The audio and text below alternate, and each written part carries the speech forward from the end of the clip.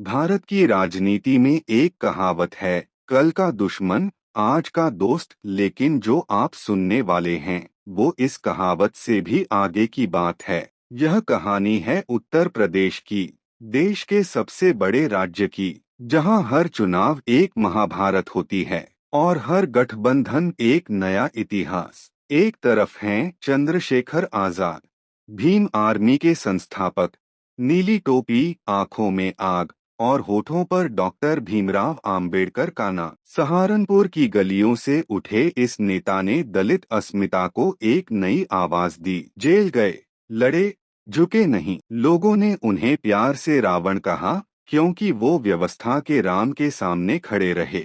दूसरी तरफ हैं योगी आदित्यनाथ, गोरखपुर के महंत, भगवा वस्त्र, माथे पर तिलक और हाथ में सत्ता की बागडोर। उत्तर प्रदेश के मुख्यमंत्री, हिंदुत्व के सबसे मुखर चेहरों में से एक, जिनके नाम से उनके समर्थक गर्व करते हैं और विरोधी सतर्क रहते हैं। इन दोनों के बीच कोई दोस्ती नहीं थी, कोई साझा मंच नहीं था, कोई साझा भाषा नहीं थी। साल 2017 में सहारनपुर में जो हुआ, उसके बाद तो ये दोनों नाम एक साथ लेना भी अजीब लगता था। चंद्रशेखर जेल में थे और योगी सरकार सत्ता में, तो फिर ये गठबंधन कैसे हुआ? राजनीति में वक्त सबसे बड़ा गुरु होता है और वक्त ने दोनों को एक सच सिखाया। चंद्रशेखर को समझ आया कि सिर्फ विरोध से समाज नहीं बदलता, सत्ता के साथ बात होती है और इसके लिए करनी होती है। नीतियां बदलवानी कभी कभी उन लोगों से भी बात करनी होती है जिनसे आप सहमत नहीं हैं। योगी को समझ आया कि उत्तर प्रदेश सिर्फ एक धर्म या एक जाति का राज्य नहीं है। यहाँ 20 करोड़ से ज्यादा लोग हैं और उनमें से करोड़ों दलित, पिछड़े, वंचित अगर साथ नहीं आए तो कोई भी सरकार अधूरी है। और फिर वो रात आई। लखनऊ के एक बंद कमरे में 2 कुर्सियां, बीच में चाय, बाहर कोई कैमरा नहीं, कोई माइक नहीं, कोई प्रेस कॉन्फ्रेंस नहीं, बस 2 नेता और एक सवाल, क्या हम मिलकर उत्तर प्रदेश बदल सकते हैं? चंद्रशेखर ने कहा, योगी जी, मैं आपका दुश्मन नहीं हूँ, मैं उस व्यवस्था का दुश्मन हूँ जो मेरे लोगों को इंसान नहीं समझती। अगर आप उस व्यवस्था को बदलने के लिए तैयार हैं तो मैं साथ हूँ। योगी ने जवाब दिया, और मैं यहाँ किसी एक जाति या धर्म के लिए नहीं बैठा हूँ, मैं उत्तर प्रदेश के हर बेटे बेटी के लिए बैठा हूँ।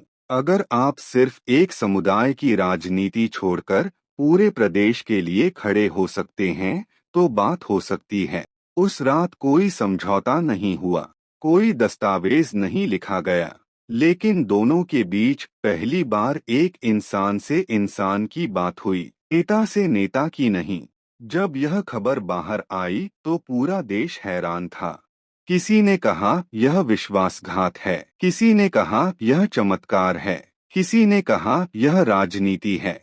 लेकिन एक बुजुर्ग दलित किसान जो सहारनपुर के एक गांव में रहते थे, उन्होंने बस इतना कहा, हमें नहीं पता गठबंधन क्या होता है, हमें बस इतना पता है कि हमारे बच्चों को नौकरी चाहिए, हमारे खेत को पानी चाहिए और हमें इंसान की तरह जीना है। अगर ये दोनों मिलकर यह दे सकते हैं तो हम साथ हैं। यही वो आवाज थी जो असली उत्तर प्रदेश की थी। वो उत्तर प्रदेश जो टीवी की बहसों में नहीं दिखता, जो ट्विटर पर ट्रेंड नहीं करता, जो बस जीना चाहता है सम्मान से, बराबरी से। इतिहास ने हमें सिखाया है कि जब 2 विपरीत ताकतें एक मकसद के लिए मिलती हैं तो या तो क्रांति होती है या तमाशा। इस गठबंधन का क्या होगा यह वक्त बताएगा, लेकिन एक बात तय है, जिस दिन इस देश में एक दलित नेता और एक सवर्ण नेता जाति से ऊपर उठकर गरीब के घर की बात करेंगे,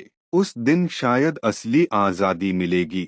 यह एक काल्पनिक कहानी थी, लेकिन इसके पीछे का सवाल बिल्कुल असली है।